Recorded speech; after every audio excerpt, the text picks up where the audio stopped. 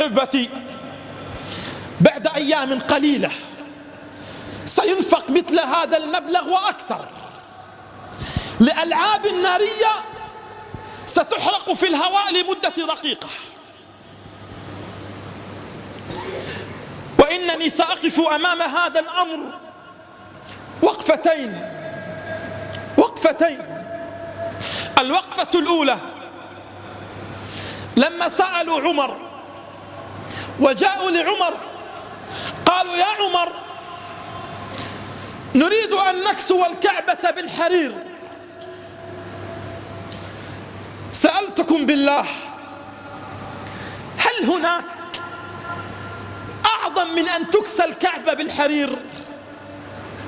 لا والله. قالوا: يا عمر، ائذن لنا أن نكسو الكعبة بالحرير. فقال عمر: لا، بطون المسلمين أولى من أن تكسى الكعبة بالحرير. هذه أبلغ رسالة لهؤلاء. وإنني أبعث الرسالة والوقفة الثانية عن إقليم مسلم اسمه الأغور. الدول العربية التي ستطلق الألعاب النارية بعد أيام من الآن بملايين الدولارات في الهواء، لا أظنها أنها تعرف أن هناك 1,000,000 مسلم في الصين يعيشون في إقليم مضطهد. الصلاة ممنوعة، النقاب ممنوع، يجبرون على تناول وأكل لحم الخنزير وشرب الخمر، اللحية ممنوعة، يقتل هؤلاء في الشوارع. تخيلوا معي، لا يستطيع ابنك إلى أن يبلغ 18 عاما أن يكون معك، لا يستطيع أن يكون معك. وأول ما يأتي إلى الحياة يؤخذ ويذهب به إلى مدارس لتعليم الفكر الشيوعي، وإذا بلغ عمر 18 عاما يعيدونه إليه. أجبر أئمة المساجد في فيديو. نحن كعرب مشاهداتنا التي تبلغ الملايين هي مشاهدات كرة القدم، هي مشاهدات الفنانين الساقطين والفنانات والراقصات. لكن مثلنا يرى هذا المشهد، يرى أئمة مساجد يرقصون في الشوارع. تخيل معي يا رعاك الله أنهم يجبرون أئمة المساجد، وفي مشهد رأيته بعيني في إحدى الفيديوهات، أئمة مساجد يجبرون على أن يرقصوا في الشوارع عراة. ونحن سنحتفل بعام جديد بإطلاق الألعاب النارية بملايين الدولارات. 1,000,000 مسلم لا يسمح لهم بالصلاة ولا النقاب ولا اللحية، يقتلون كل يوم في الشوارع. هل رأيتم حاكم تكلم؟ فعذرا. هل رأيتم مشايخ السلاطين تكلموا؟ فعذرا. هل رأيتم من علمائنا من ذكر لنا على المنابر أن هناك 1,000,000 مسلم في الصين مضطهد بمثل هذه المأساة؟ لا. فنحن في زمان الجبن، نحن في زمان الخوف، نحن في زمان الذل، نحن في زمان عمائم العار وحكام الذل. بينما كل هؤلاء صمتوا، وأختم إن شاء الله، بينما كل هؤلاء صمتوا على هذه المشاهد، وأنا أستأذنكم أن تعودوا إلى المواقع، وأن تعودوا إلى القنوات، وأن تعودوا إلى الإنترنت، وأن تكتبوا بين قوسين إقليم الأغور. وأريد منكم فقط أن تشاهدوا المشاهد التي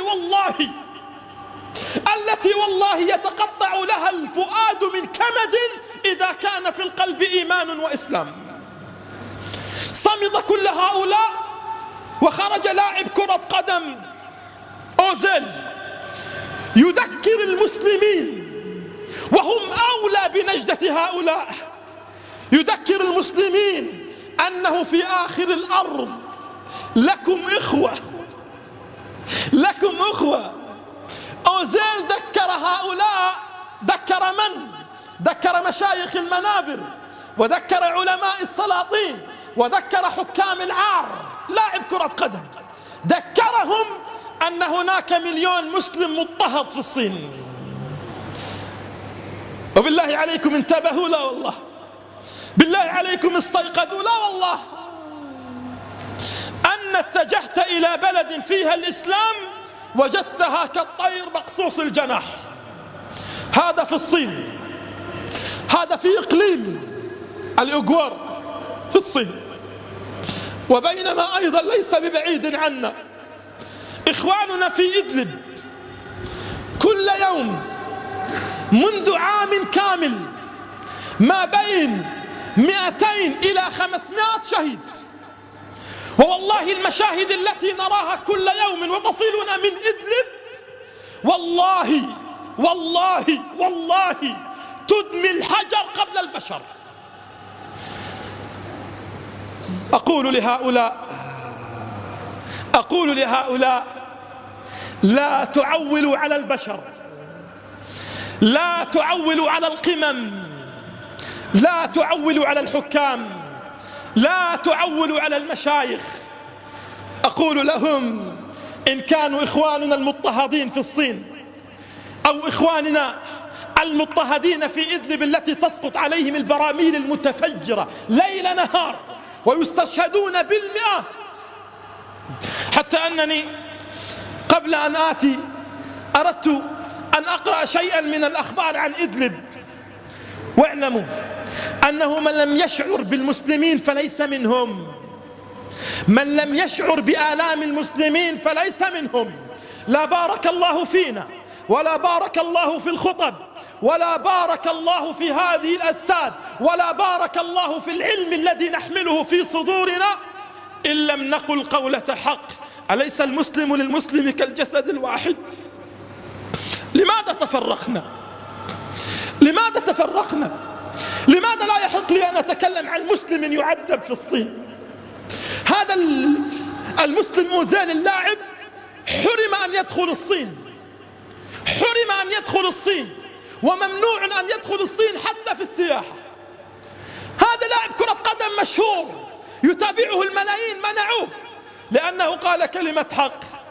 فما بالكم بالمشايخ الذين يقفون على المنابر؟ منا من يمنع العمرة، منا من يمنع الحج إلى بيت الله الحرام. ولا حول ولا قوة، ولا حول ولا قوة إلا بالله. أقول لهؤلاء إن كنا نسيناكم فإن الله لن ينساكم.